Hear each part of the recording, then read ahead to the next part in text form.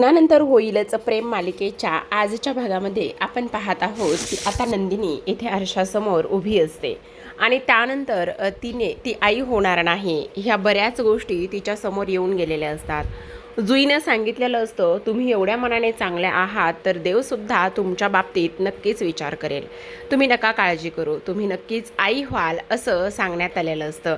आणि हे सगळं सांगितल्यानंतर आता नंदिनीने ती केलेली एक्सरसाइज, बाळ होण्यासाठी ते केलेले प्रयत्न, जीवाला दिलेला विश्वास, ह्या सगळ्या गोष्टी आता इकडे तिला आठवू लागलेल्या असतात.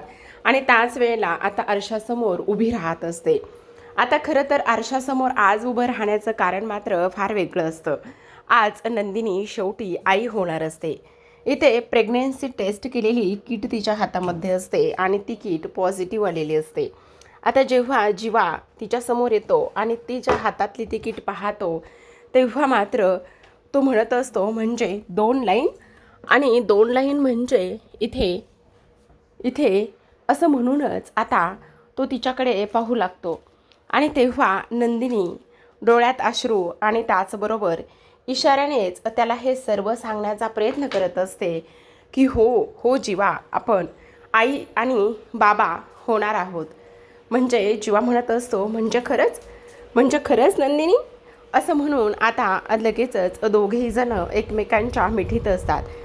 जीवाला तर काय करू आणि काय नाही असं होत असतं. त्याचा हा आनंद अक्षरशः गगनात मावत नसतो. आता इकडे नंदिनीला लगेचच उचलून घेतो. नंदिनीला उचलून घेतं आणि म्हणत असतं, माझी बायको आई होणार आहे, हा जीवा बाबा होणार आहे असं तो म्हणत असतो. तेव्हा नंदिनी त्याला म्हणत असते, काय करताय जीवा, सोडा, काय करताय. पण जीवा म्हणत असतो, नाही नाही नाही, मला हा आनंद जगू दे. काही जरी झालं तरी मी आज बाबा होणार आहे. आज आज मी एवढे दिवस झालं ह्या सर्व गोष्टींची वाट पाहत होतो. शेवटी आज तो दिवस इथे उजडलेला आहे आणि त्यामुळे मला त्या सर्व गोष्टींचा फार जास्त आनंद झाला आहे असं आता इथे जीवा म्हणत असतो. आणि तेव्हा आता इकडे उचलून घेतल्यानंतर नंदिनीला तो तिथे बसवतो. त्यानंतर जीवा म्हणत असतो, खरं सांगू, मला कळत नव्हतं आपण किती आणि कशा पद्धतीचे क्षण जगलोत. इथे जेव्हा डॉक्टरांनी सांगितलं तेव्हा आणि आत्तापर्यंत, तेव्हा नंदिनी म्हणत असते, खरं सांगू का जीवा, मी तुम्हाला इथे विश्वास देत होते, पण कितीतरी वेळा एकटीच बाथरूममध्ये जाऊन शावरखाली रडले. त्या शावरच्या पाण्याखाली माझे अश्रू मी सोडून दिले. कितीतरी वेळा मी ह्या सर्व गोष्टी केलेल्या आहेत जीवा. पण तुम्हाला एक गोष्ट सांगू का, मी तुम्हाला आधार देत होते, पण मी सुद्धा आतून फार जास्त खचून गेले होते. मला सुद्धा समजत नव्हतं की नेमकं काय करावं, काय नाही करावं. ह्या सगळ्या गोष्टींनी मला सुद्धा त्रास होतच होता. पण मी हिंमत नाही हरले. जरी ही नंदिनी तुम्हाला खंबीरपणे उभी राहिलेली दिसली असली तरीसुद्धा कित्येक रात्री मी सुद्धा रडून काढल्यात.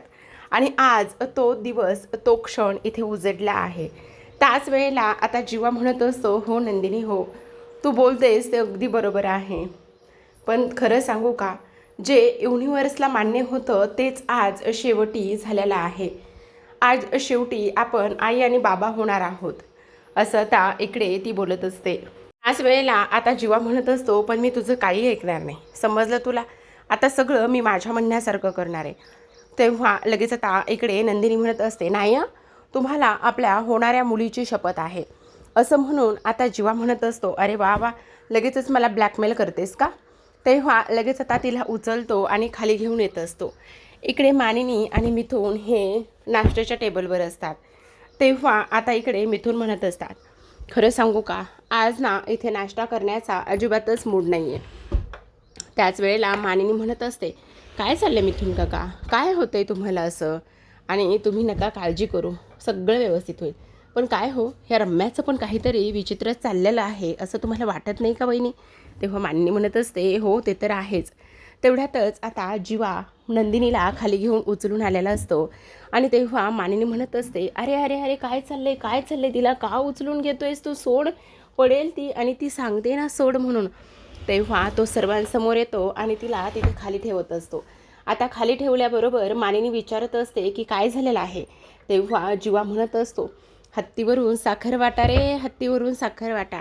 कारण आता इथे मी सुद्धा बाबा होणार आहे, नंदिनी सुद्धा शेवटी आई होणार आहे असं म्हटल्याबरोबर आता इकडे आम्ही फक्त काका आणि इथे मावशी नाही, तर आम्ही सुद्धा इथे आता आई आणि त्याचबरोबर बाबा इथे आम्ही होणार आहोत असं सुद्धा आता इकडे तो बोलत असतो. असं म्हटल्याबरोबर आजीचं डबल प्रमोशन झाले. इथे ती सुद्धा आता पुन्हा एकदा आजी होणार आहे असं सुद्धा आता इकडे तो बोलत असतो. आता हे सर्व काही बोलल्यानंतर सगळ्यांना फार आनंद होत असतो. सगळ्यांना आनंद होत असताना आपण पाहतो की इथे आता लगेचच जी काही काव्या आहे ना, ती काव्यासुद्धा इथे नंदिनीला घट्ट मिठी मारत असते. आणि नंदिनीला घट्ट मिठी मारतानाच आता इथे आनंद साजरा करावा लागणार आहे. त्याचबरोबर सगळ्यात महत्त्वाचं म्हणजे पेढे वाटावे लागणार आहेत, हत्तीवरून साखर वाटावी लागणार आहे असं ती लोक म्हणत असतात. आता हे सर्व काही म्हणत असताना तेवढ्यातच रम्या आणि विजय लग्न करून आलेले असतात. आणि ते दोघेही जण तिथे आल्यानंतर रम्या म्हणत असते, खरं तर पेढे वाटावेच लागणार आहेत, कारण आम्ही सुद्धा लग्न करून आलो आहोत. आता हे सर्व काही बोलल्यानंतर आपण पाहतो की इथे आता जे काही रम्या आणि त्याचबरोबर विजय ह्या पद्धतीने लग्न करून आलेत, ही गोष्ट मात्र सगळ्यांना धक्का बसलेली असते. आता वसू धावतच त्यांच्याकडे जाते आणि वसू धावतच त्यांच्याकडे गेल्यानंतर ती पाहत असते. त्याच वेळेला आपण पाहतो मानिनी म्हणत असते, काय आहे हे रम्या, म्हणजे तू चक्क लग्न करून आलीस? त्याच वेळेला आता इकडे वसू म्हणत असते, खरंच रम्या, फार जास्त आणि खूप चांगला आनंदाचा निर्णय घेतलेला आहेस. तुझा हा निर्णय पाहून आणि तुझं हे लग्न केलेलं रूप पाहून मला तर फार आनंद झाला आहे असं इकडे वसू म्हणत असते. त्याच वेळेला पार्थ म्हणत असतो, पण मला एक गोष्ट समजत नाही, तुम्ही अशा एवढ्या घाईघाईमध्ये लग्न का बरं केलं? म्हणजे वसू आत्याला सुद्धा सांगितलं नाही किंवा अजून घरात इतर कोणालाही सांगितलं नाही. तेव्हा काव्यासुद्धा म्हणत असते, अगं रम्या, तुला लग्नच करायचं होतं तरी ते थाटामाटात लग्न लावून दिलं असतं ना. तुम्ही असं लग्न एवढ्या घाईघाईमध्ये आणि अशा पद्धतीने का बरं केलं आहे? त्याच वेळेला विजय म्हणत असतो, कारण मलाच लग्न लवकर करायचं होतं, मला लग्न करण्याची फार घाई झाली होती आणि म्हणूनच मी इथे रम्याकडे एक गोष्ट बोलून दाखवली आणि तेव्हा रम्यासुद्धा कसलाच विचार तिने केला नाही आणि ती ताबडतोब लग्नासाठी तयार झाली असं आता इकडे तो बोलत असतो. त्याच वेळेला आता इकडे आपण पाहतो काव्या म्हणत असते, हो तुम्ही लग्न केलं आहे ते खरं आहे, पण कुठल्या मंदिरामध्ये लग्न केलं आहे? त्याच वेळेला नेमकं तुमच्या लग्नाला कोण कोण होतं असं ती बोलत असते. आणि तेव्हा नंदिनी म्हणत असते, हो काय पुरावा आहे तुम्ही लग्न केलं आहे म्हणून? आता ह्या लोकांना पुरावा द्यायचा का असं विजय म्हणत असतो. आणि तेव्हा इथे आता रम्या म्हणत असते, आम्ही लग्न केलं आहे ना, ज्या ठिकाणी तुम्ही घटस्फोट घ्यायला गेला होतात ना, त्याच कोर्टामध्ये आम्ही कोर्ट मॅरेज केलं आहे असं आता इकडे ते लोक बोलत असतात. आणि तेव्हा तुमच्याकडे काय पुरावा आहे असं बोलल्याबरोबर इकडे विजय म्हणत असतो, अरे वा, इथे तर खरंच ना हे घर नाही तर कोर्ट आहे असंच मला वाटत आहे. आणि तुम्हाला पुरावा हवा आहे ना, ठीक आहे ना, तुम्हाला पुरावा आम्ही देतो. आणि त्याच वेळेला आता विजय पुढे जातो आणि विजय पुढे गेल्यानंतर इथे कोर्टामध्ये एक फोटो काढला होता आणि तो फोटो आता इकडे तो त्यांना दाखवत असतो. पण आता नंदिनी म्हणत असते, पण ह्या गोष्टीवर आम्ही कसा विश्वास ठेवायचा? त्याच वेळेला विजय म्हणत असतो, तुम्ही कोण आहात विश्वास ठेवणारे न ठेवणारे? तुमचा काय संबंध आहे? मी आणि रम्याने लग्न केले तेच आमच्यासाठी पुरा आहे. तुम्ही विश्वास ठेवा अथवा नका ठेवू, मला त्याने काही एक फरक पडत नाही. रम्याचं आणि माझं लग्न झालं ही गोष्ट महत्त्वाची आहे. आणि आता रम्याला कोणीही बोलू शकत नाही, एक वाकडा शब्दही बोलू शकत नाही. कारण रम्या शितोळे नाही राहिली, तर ती रम्या विजय मतकरी झालेली आहे. समजलं तुम्हाला?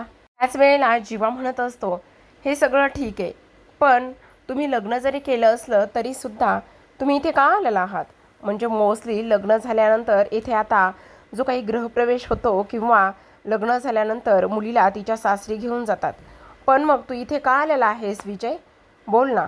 अरे हाच विजय, जो विजय आमचं कॉन्ट्रॅक्ट चोरत होता आणि आमचं कॉन्ट्रॅक्ट चोरून आता चक्क इथे देशमुखांच्याच घरामध्ये पुन्हा आलेला आहे. तेव्हा आता इकडे विजय म्हणत असतो, 1 मिनिट, काय बोलतोस तू हे? आणि हे सगळं बोलण्याची तुझी हिंमत कशी झाली? त्याच वेळेला तो म्हणत असतो, 1 मिनिट, आत्ता तू आमच्याच घरामध्ये उभं राहून आम्हाला ह्या गोष्टी नको सांगूस की मी काय करायचं आणि काय नाही करायचं.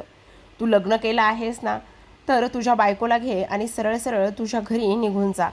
तेव्हा तो म्हणत असतो, नाही, मी माझ्या घरी जाणार नाही, कारण विजयने आता त्याचे रूल्स बदलले आहेत. आता विजय मतकरी त्याच्या घरी नाही तर तो रम्याच्या घरी राहणार आहे. काय? हो, तुम्हाला काही प्रॉब्लेम आहे का? तो रम्यासोबत ह्या घरामध्ये राहणार आहे. त्याच वेळेला पार्थ म्हणत असतो, काय संबंध आहे? तू माझ्या घरामध्ये उभा राहिलायस आणि माझ्याशी बोलतोय, जरा शांत बस. त्याच वेळेला मानिनी म्हणत असते, पार्थ शांत बस बाळा, काही बोलू नकोस. तेव्हा लगेच पार्थ म्हणत असतो, अगाई, हा इथे राहायचं बोलतोय. तेव्हा आता इकडे मानिनी म्हणत असते, विजयराव काय चाललंय हे तुमचं? अहो, लग्न झाले ना तुमचं, मग लग्न झाल्यानंतर रम्याला तुम्ही तुमच्या घरी घेऊन जाणार नाही आहात का? का इथे राहणार आहात? तेव्हा आता इकडे विजय म्हणत असतो, हो, मी रम्याला घेऊन इथेच राहणार आहे, कारण रम्या आणि मी एकत्र इथे राहणार आहोत. त्याच वेळेला काव्या म्हणत असते, मला एक गोष्ट समजत नाही की इथे लग्न झाल्यानंतर आता मुलगी ही सासरी जाते, तर मग ती इथे का बरं राहू शकते? त्याच वेळेला आता इकडे तो म्हणत असतो, का नाही राहू शकत? पार्थ म्हणत असतो, हे घर आमचं आहे. तेव्हा आता इकडे तो म्हणत असतो, मला सांगा आई, हे घर कोणाच्या नावावर आहे? तेव्हा वसू म्हणत असते, हे घर माझ्या आणि विक्रमच्या नावावर आहे. तर मग झालं, जर इथे मी हे घर माझ्यासुद्धा नावावर आहे म्हटल्यावर हे निर्णय घेण्याचा अधिकार फक्त विक्रम आणि त्याचबरोबर वसू आईला आहे. बाकी कोणीही कसलेही निर्णय इथे घेऊ शकत नाही, असं सुद्धा आता इकडे बोलण्यात येतं.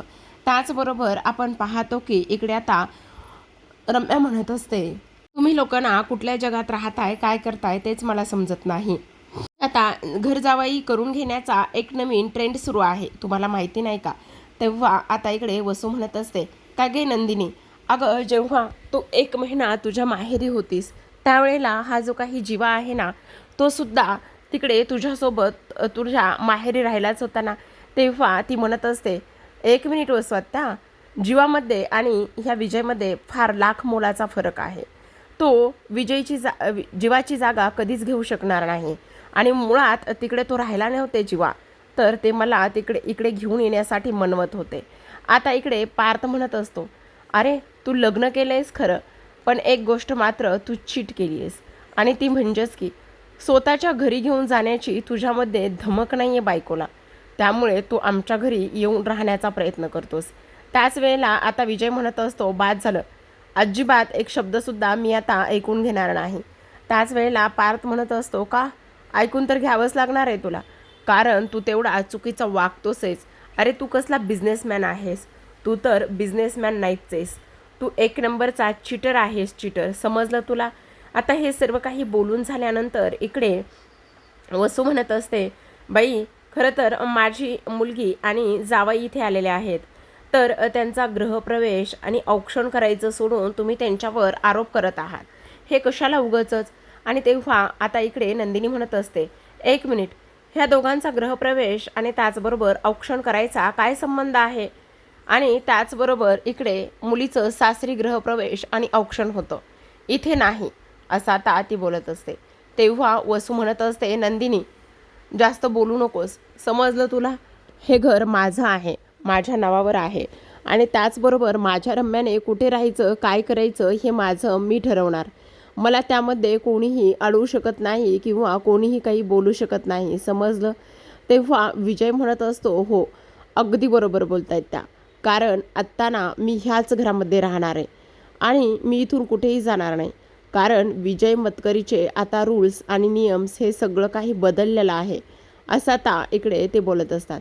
त्याच वेळेला मानिनीला टेन्शन होतं. मानिनी आता खूप मोठ्या धक्क्यात जात असते, तिला कळत नाही नेमकं काय करावं आणि काय नाही. तर त्याच वेळेला आता इकडे मिथुन म्हणत असतात, अगं रम्या, पण हे सगळं काय चाललंय?